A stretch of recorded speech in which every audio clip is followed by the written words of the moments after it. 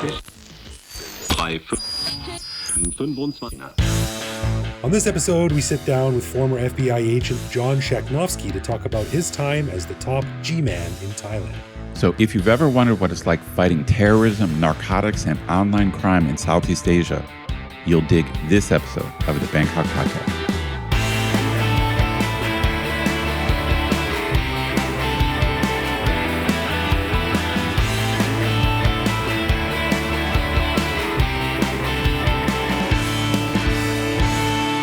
Sawadee krap, and welcome to the Bangkok Podcast. My name is Greg Jorgensen, a Canadian who came to Thailand in 2001 on a short trip that turned into a long trip that turned into whatever I'm still doing now, and I got no reason to head back to the sleet, hail, snow, and ice.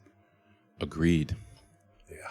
And I'm Ed Knuth, an American who came to Thailand on a one-year teaching contract over 25 years ago.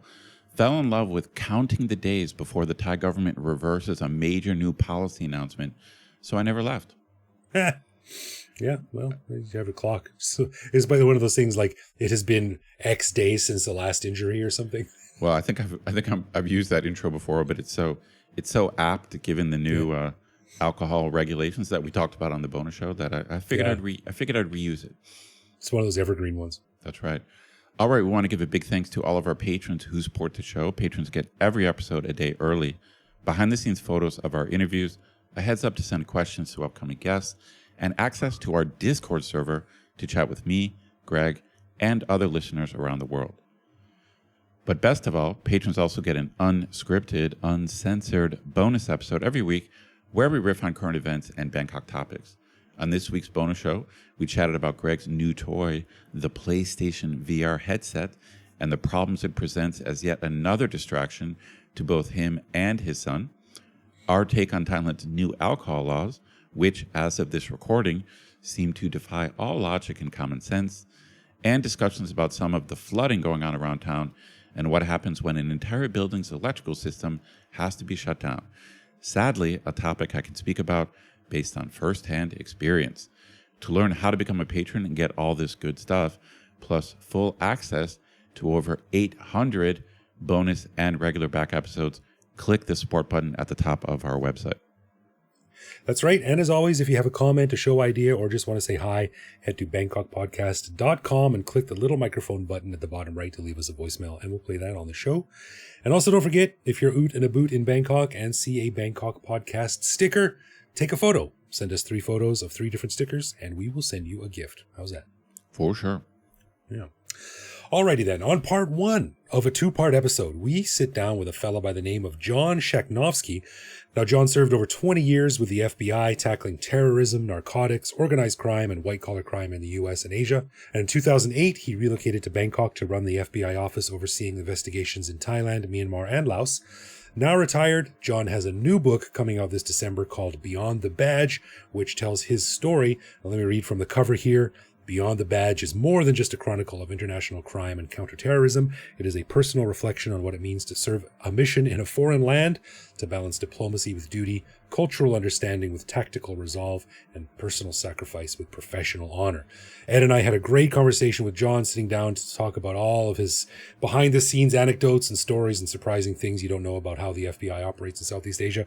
Really cool conversation. So here is part 1 of our chat with John Schachnovsky.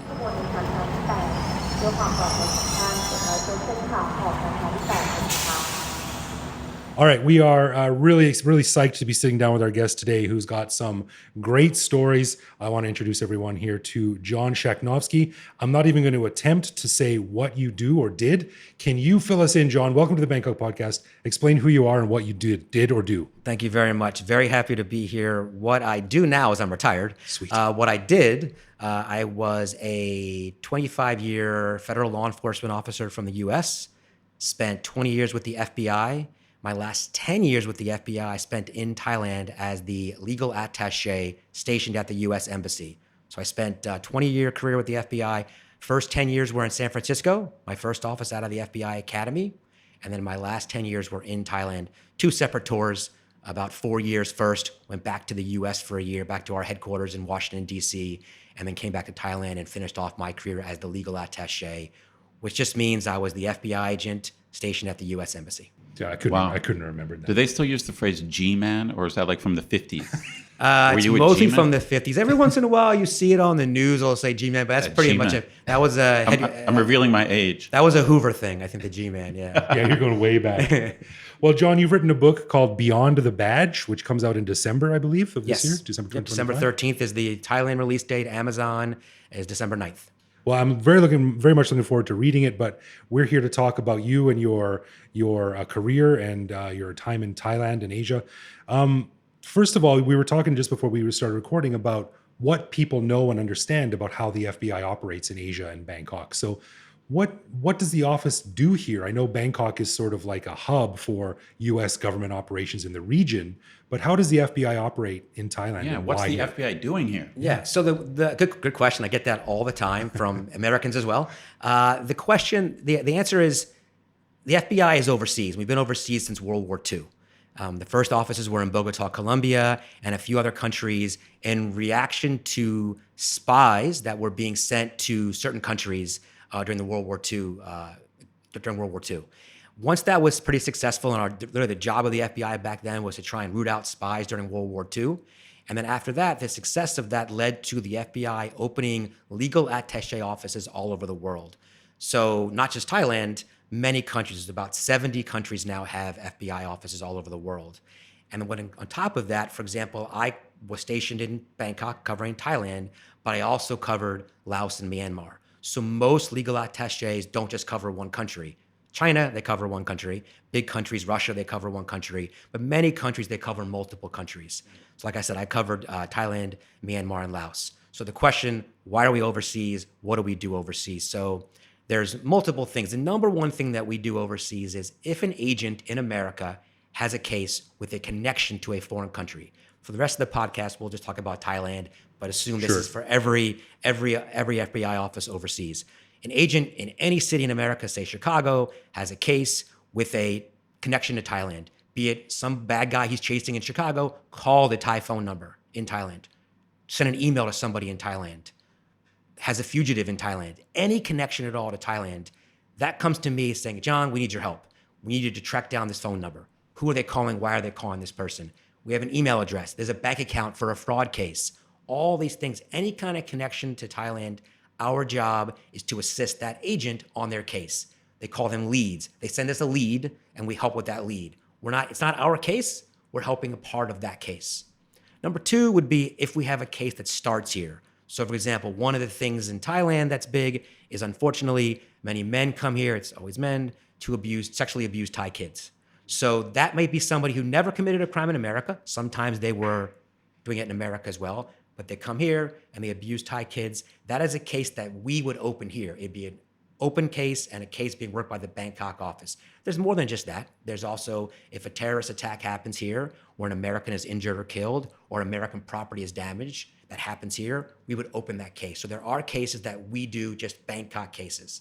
Now, when you say open a case, so if there's an American here breaking the law, are you assisting Thai police, or is this someone you would bring back to the States and prosecute in the States? Great question. For the most part, it's a Thai case. So the two examples I gave you, terrorism and child exploitation, are two crime types that the U.S. government has allowed allowed the FBI to have extraterritorial powers.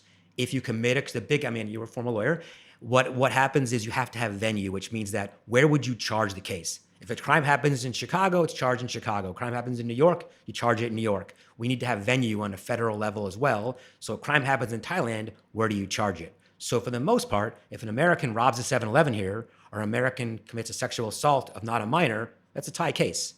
We'll get to that in a second if the Thais ask for our help, but that's a Thai case. Same way if a Thai person kills somebody in New York City, it's NYPD is doing that. So the two examples I gave you were two crime types where we are allowed to open a case overseas, work that case, and then charge them in America.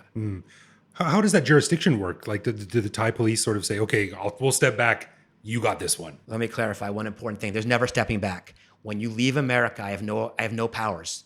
So everything I do here, I do hand in glove with the Royal Thai Police. Interesting. Or DSI, depending, but mostly Royal Thai Police. So anything I do, anything I mention, if it's a lead looking for bank account information or phone data, I have Thai police partners that I go to and say, hey, I have a subpoena from America. It's a process, turning that subpoena into a Thai subpoena, going to DTAC or True to get phone information. But anything I would do as an FBI agent in America, I try to do here, but I only do that at the pleasure of the Royal Thai Police. So our liaison work, and there's a chapter in the book about how I do liaison work. It involves whiskey, soda, and beer a lot, and hanging out and making friends. I have a chapter called Whiskey, Soda, Anyone, and that is just how things get done, as you can imagine. But a lot of that's making liaison, making friends, and working together. Now, I think I know the answer to this, but I think it's an important thing to clarify because you actually made a joke about this before we started to record. What exactly is the difference between what the FBI is doing overseas and what maybe the CIA might be doing?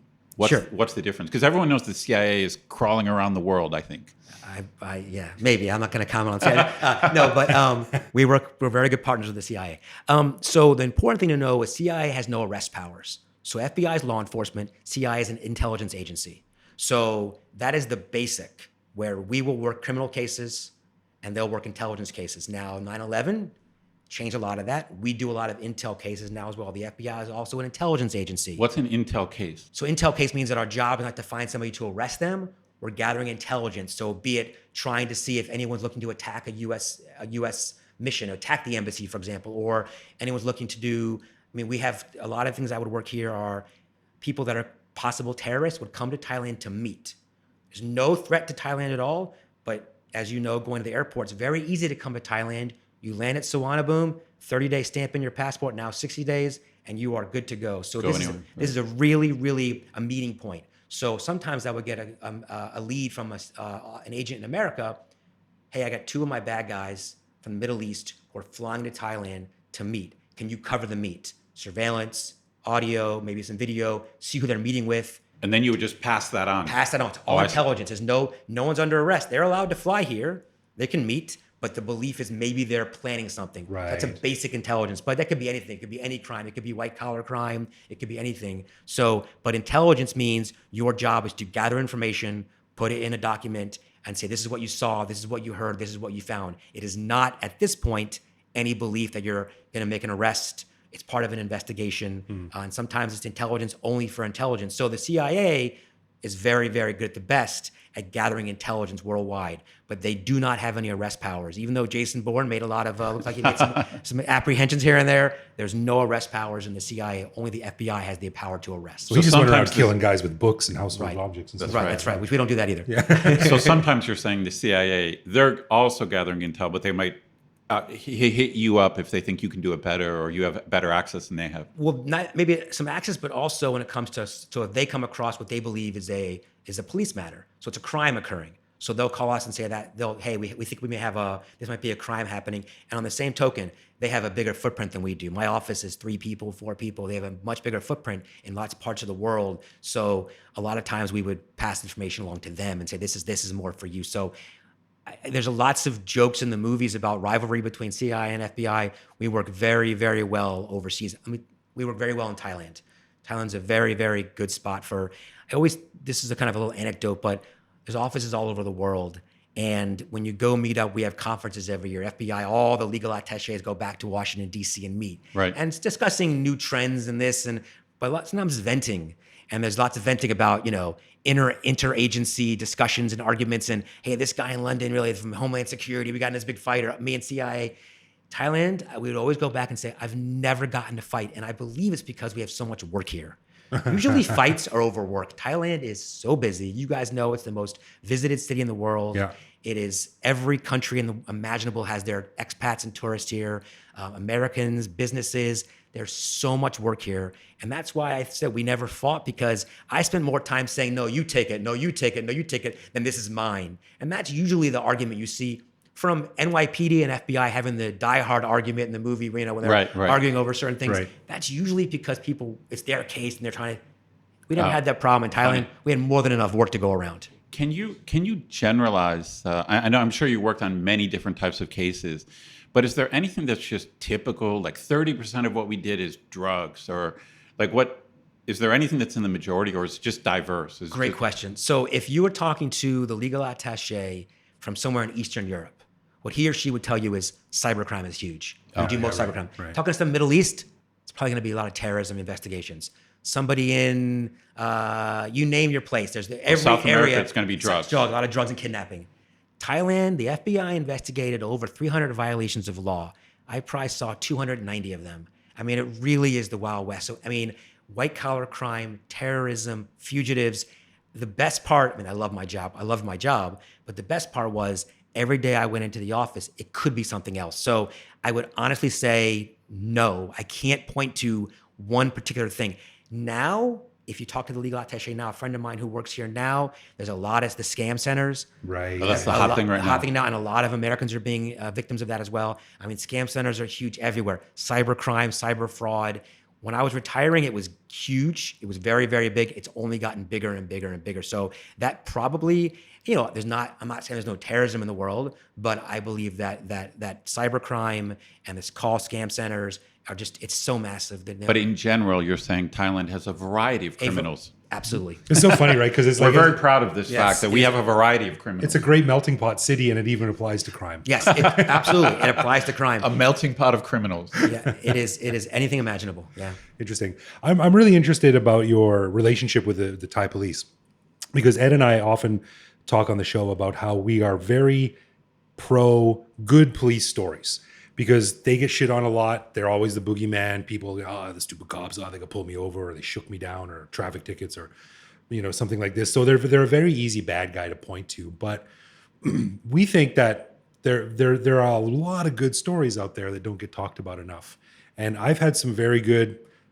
Every time I've been involved with the police, which has not been a lot, thankfully, it's almost always been very professional and very above board and as by the book as you expect any relationship like that to happen in the Western country.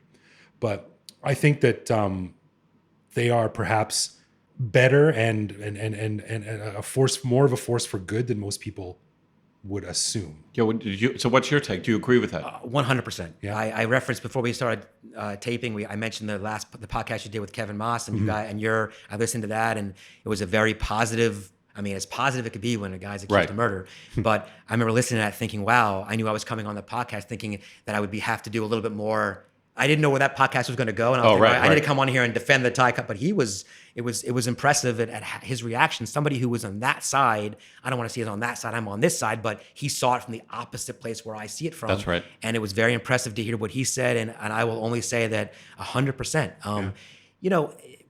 I hate to say this as an American, but there's so much corruption police in America. I mean, the FBI, every FBI office has got a huge public corruption squad who only investigates corruption. So to sit on a high horse and say, well, this is the quote unquote third world and there's so much corruption. I mean, people in glass houses, the old saying. So there's corruption everywhere. I would say that maybe the Americans who do corruption hide it better, but there's corruption all over the world. Right. Unfortunately, some of the stories you hear, and we as long-term expats, you see the cops on the side of the road pulling people over, and you hear they're taking money, or you hear about somebody here who's rich who can make a problem go away. Yeah. That happens in many, many places. But my experience from the day I arrived in Thailand with the FBI has been nothing but good. What I'll tell my Thai cop friends who are sitting here right now is that the only problem I have with the Thai police is they try to be too nice to me, which means I ask, can you do this? And they always used to say yes. And it's always a yes. And it really wasn't a yes, which is okay maybe when you're talking on the side of the road with a friend. But the FBI, when I first got here, I would call back to the FBI agent in Chicago or LA and say, I'm going to get this. And they'd wait a week or two and say, where is it? And I'd tell the Thai, hey, you said, and I realized it wasn't really a yes. This is a Thai cultural thing. Yeah. We have talked about many times. Yeah. Like they want to please you, which is good, but then sometimes they don't say no enough. Right, and like I said, 90% of my day as my personal life here, that's okay. Sure. FBI is not great because I got an FBI agent in New York thinking he's going to get some records he's been promised, and I don't get it. So I will, in the book, you'll see there's a police officer. His name is Ott. And Ott and I became very, very, like my partner for many, many years. I was the best man at his wedding. We became really good friends. To this day, we're still very good friends. And when I first met him, and I said, look, if we're going to be working together, tell me when it's no. And I had to explain to him, look, no is better than a yes that turns into no. Right. Because I can go back and don't tell me maybe. If it is a maybe, fine, but it never is a maybe. I said, oh, you know if this is going to be a yes or no. You've been a cop for a long time. So we had a great relationship because we would go to a meeting together and we would go to a third cop at some white collar crime, and we would hang out. We'd walk out and I'd say, all right, so he said yes. He said, he'd say, no, it's a no. He'd say, it's a no. He didn't, right. Or he'd say, yes. No, that actually means yes. You're going to get it. So that was the hardest. It's a cultural translation. Yeah. So that was the hardest part. But as far as being efficient, being smart, being police knowledgeable, I have nothing but good things to say about it. In the book, you'll see every case that I worked, it was done because the Thai police assisted me or knew what they were doing or those kind of things. So, I mean, there's maybe the negativity on the yes and no. There are some times when I needed something done and it wasn't going to benefit Thailand in any way at all. I needed it done. So I did a lot of massaging on if an FBI agent would call me and say, hey, I need this. And I realized that I have 4 or 5 cases with the Thai police in the hopper. You can't push them too hard. Yeah, I have to say, how important is this? And, it's tough to ask an FBI agent how important is your case. They're all very important. But eventually you begin to say, look, I can get this for you, but can you wait a little bit of time? Because I can't go to these guys, the Thai police, and say, no, I need this today. So you have to save that and say, this is an emergency. I need this right now. So that became kind of a delicate dance. But one thing that I will tell you is that the FBI has a program called the FBI National Academy. So as an FBI agent, I went to the FBI Academy in Quantico, Virginia. It's the famous FBI Academy. We also have a thing called the FBI National Academy, which is set for about 70% American police officers from anywhere who are rising in the ranks, like captains and high-level people in the American police who become chiefs of police. They go for a few months, and it's an FBI course it's very nice. At the academy, it's very respected. They put it in their resume. If an incident happens in America, a shooting, I'll go online and see who's the person in charge. And inevitably, they were an FBI National Academy graduate. We try to find the best of the best. Right, okay. 30% are foreign police. And many, many of the top police officers in this country went to the FBI National Academy. We find them at a young age. We think this is somebody who's probably going to rise in the ranks. They're a good cop. They know what they're doing. So we'll send them back on our dime back to the US. And a lot, of the last 5 chiefs of police, 3, I think, have been FBI National Academy graduates, some of the top police officers in Thailand. And those are the people that we work with. We work with everybody, but we kind of have this cadre of trained, now it's well over a couple hundred. It's a cadre of Thai police officers that we've trained and we utilize, and they will help us at the drop of a hat. They're so proud of it that I'm actually in a line group on my phone of FBI National Academy alumni of Thailand. So all the Thai police, and they're always chatting and talking, and they have a conference every year. They get reunions together. So the FBI does a pretty good job of building a cadre all over the world. Every country has FBI National Academy graduates that we kind of rely on for assistance. One thing I want to clarify one thing, just for our listeners. We're not saying that there's not stuff going on here among the Thai police that would not be cool back home. Like, all of us know that there's a lot of, I don't know what to call it, like low-level corruption, like bribery that would never fly, like back home. And there's bad apples everywhere too, right? But we got to be honest here. Like, there's more like low-level payments, paying off the traffic cop. There's more of that stuff here than back home, no doubt about that. Absolutely. So what we're talking about is kind of general professionalism and integrity. I agree with Greg that I think Thai cops, their reputation is worse than it deserves to be. Yeah. Like there's still these problems that are not up to Western standards. There's no doubt about that. But it doesn't mean that all Thai cops are corrupt and that they'll let a murderer go free or something like that. But that's an important distinction because, look, and I think that my Thai police officer friends, if they were here now, they would agree. You have the Ferrari, Joe Ferrari, who put a bag over someone's head. There's too many examples, and that is not a one-off. That is happening all the time. There are a lot of bad apples. It's a massive police force, hundreds of thousands of police officers. So there's no way, and they're very, very low paid. They're very low paid. Correct. The payment. I hear how much they're paid. It's crazy. Shocking. It's shocking. And of course, then the question comes: do you pay them more money, and then they'll stop taking money? Or do you tell them stop taking money, then we'll pay you? Which comes first, chicken or the egg? Yeah. And that's been a discussion for 30 or 40 years. So I don't know the answer to that question. I'm not in charge. I would probably say you pay them more money and then you Once you start paying them more money, you'll begin to have better candidates. You won't have some people coming in here who are looking at it as a money-making scheme. There are police officers who know they're going to make money off it, and that's happens. There are cops that make money on their job. I don't want to have your listeners think, wow, this guy's really sugarcoating the Thai police here. Yes, there is corruption, lots of it here.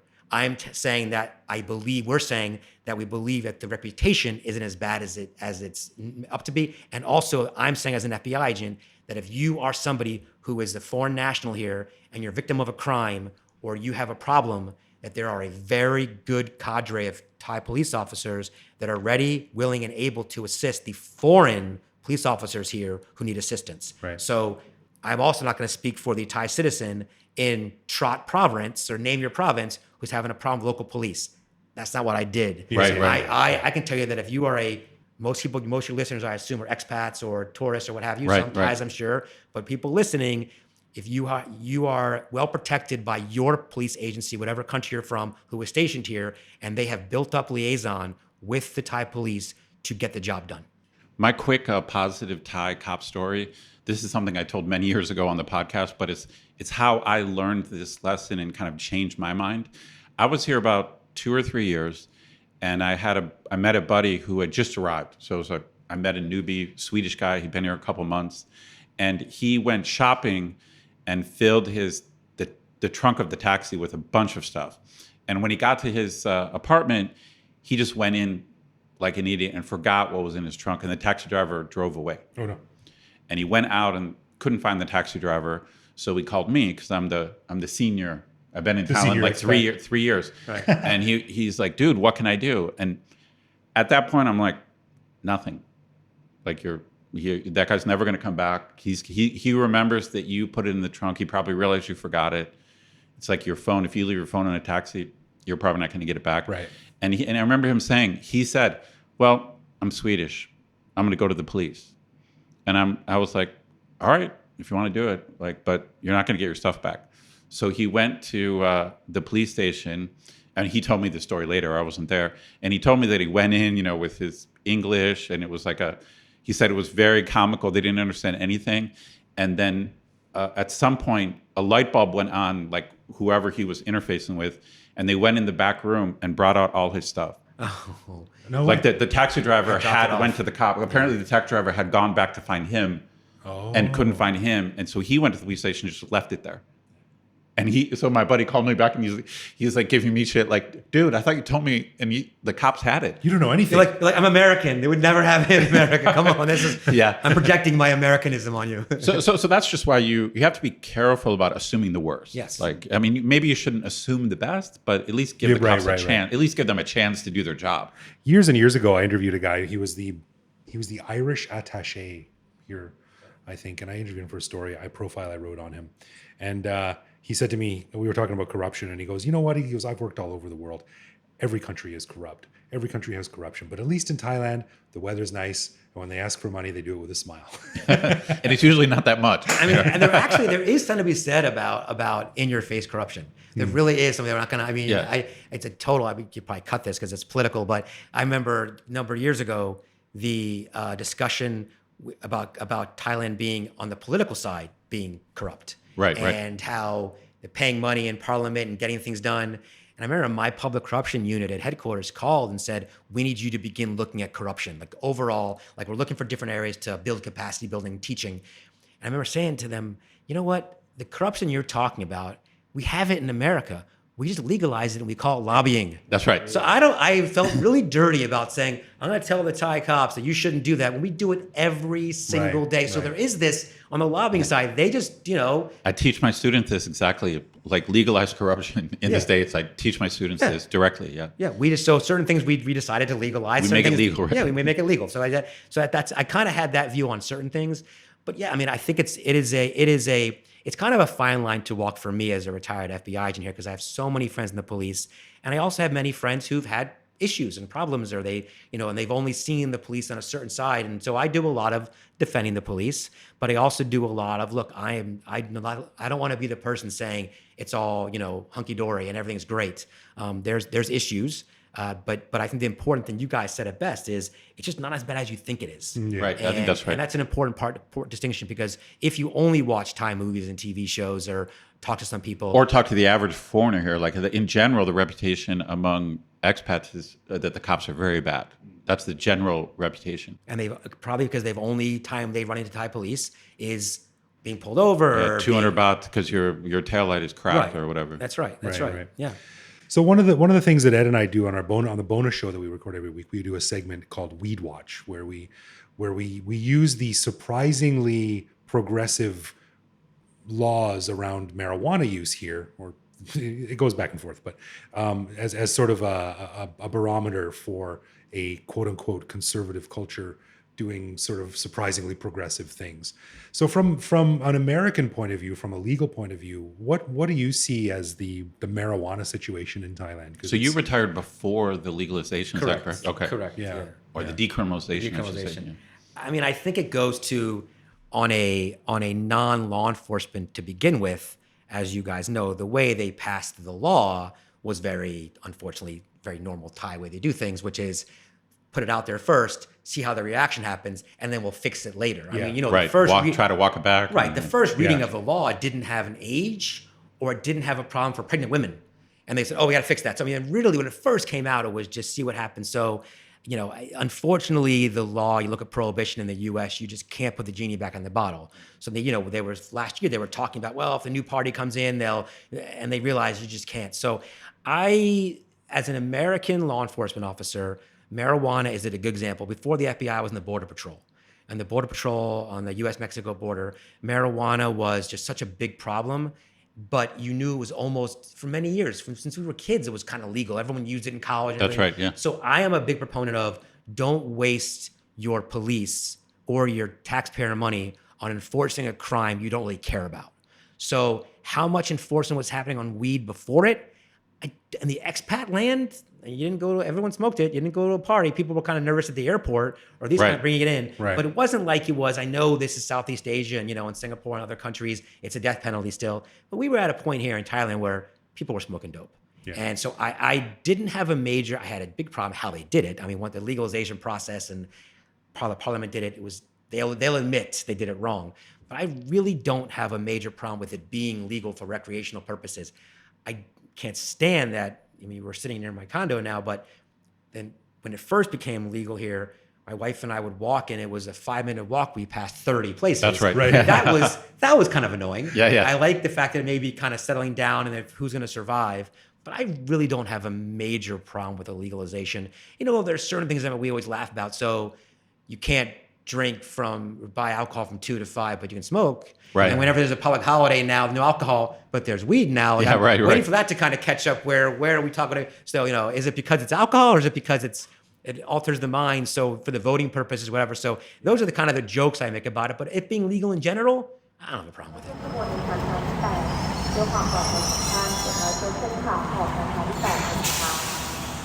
Man, I really enjoyed talking to John.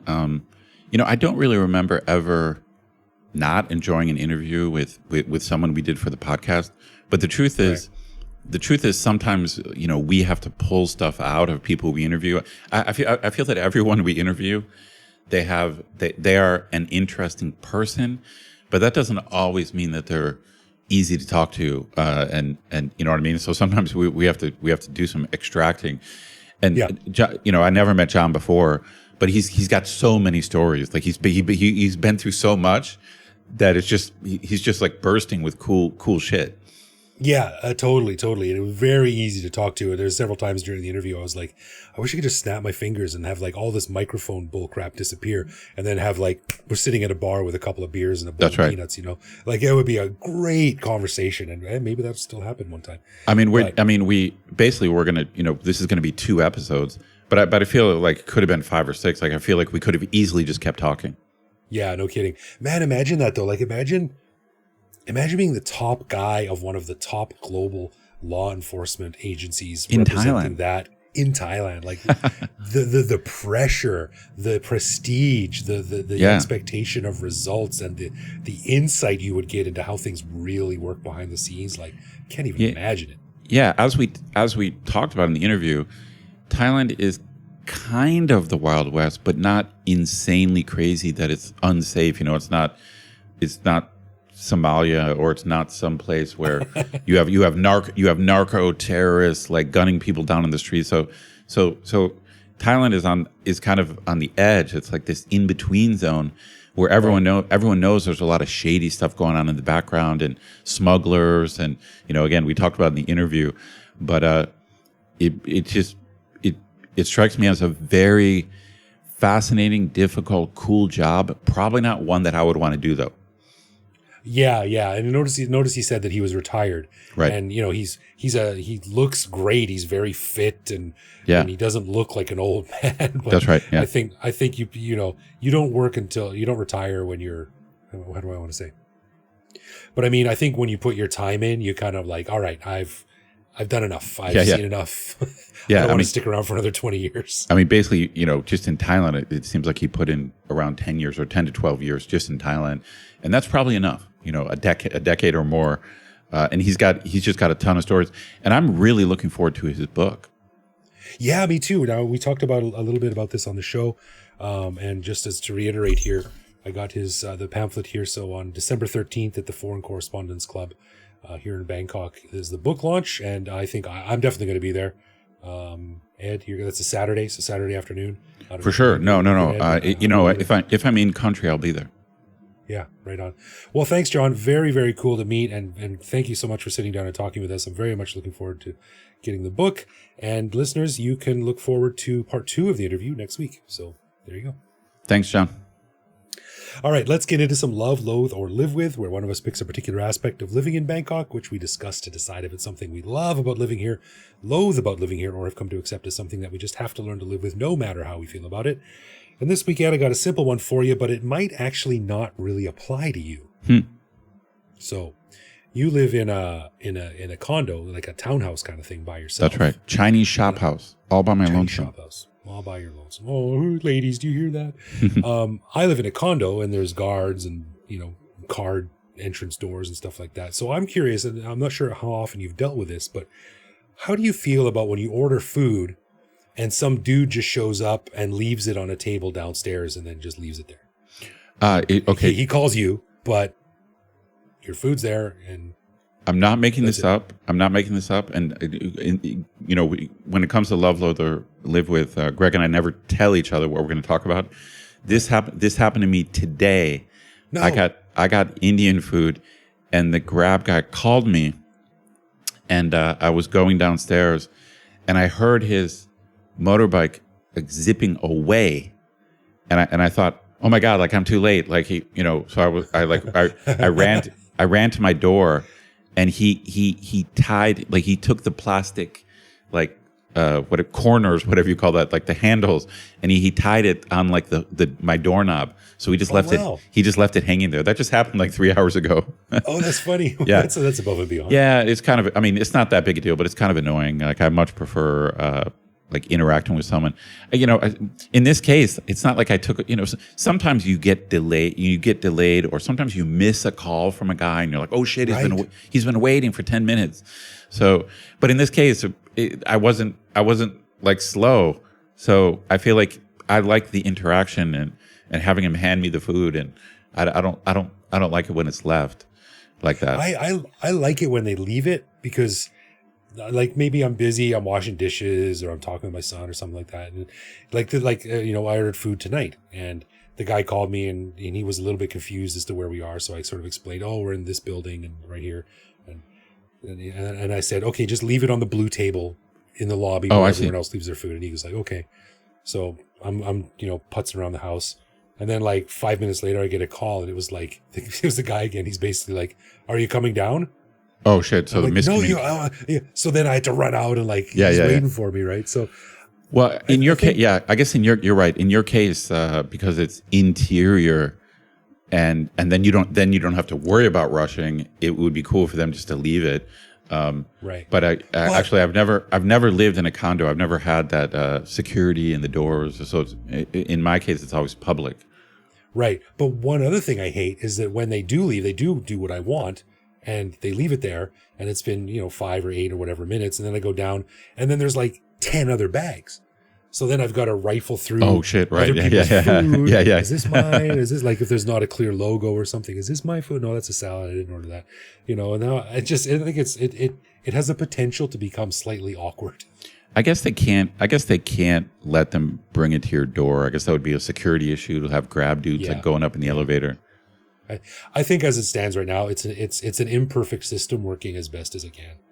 Right. But I don't like when the guys are rushed and they leave my food. I'm like, I don't remember it ever causing a problem, but I just don't like that idea. I'd rather have him hand me the food, It's coming to a time when they put it into like a strong sealable bag and they just toss it on your doorstep like the old newspaper boys used to do. Or maybe we'll just get drone deliveries and the drone will float over and just drop it, in front of your house. What balcony are you on? Just go and put your hands out and I'll drop it into your hands. Yeah, so I guess I'm going to be I'll be a live with. I guess I don't hate it, but I'd rather do the handoff. Yeah, I'm a live with. I wish it was a little bit better, but I can't think of how. So, Right. Alrighty, a final thanks to our patrons who support the show. Patrons get a ton of cool perks and the warm fuzzy feeling knowing that they're helping in our never-ending quest for cool content. Find out more by clicking support on our website. And connect with us online. We're Bangkok Podcast on social media, bangkokpodcast.com on the web, or simply bangkokpodcast@gmail.com. We love hearing from our listeners and always reply to our messages. That's right. Connect with us. Oh, wait, that's yours. That's right. You can also listen to each episode on YouTube. Send us a voicemail through our website. We'll feature that on the show. Find me on Blue Sky, BKK Greg. Thank you for listening, everyone. Take it easy, and we'll see you back here next week. No doubt. What was that tag there? Yeah, that works.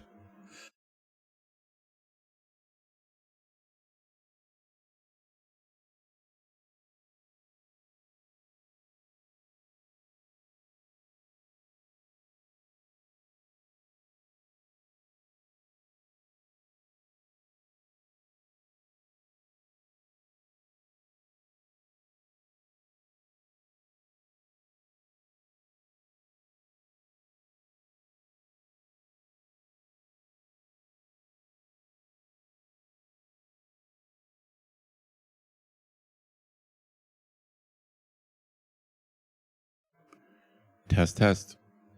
Hello. And I bought a bunch of peanuts. And the problem with peanuts is that I can never tell if they're just like they're peanuts or if they're stale peanuts. How do you tell it's stale peanut? They get a little bit soft. They're not crunchy. Yeah. Surrounded with little bits of dried fruit and raisins. Don't even notice. That's a secret, Ed. That's a secret eating peanuts. Gotcha. You heard it here first. Okay.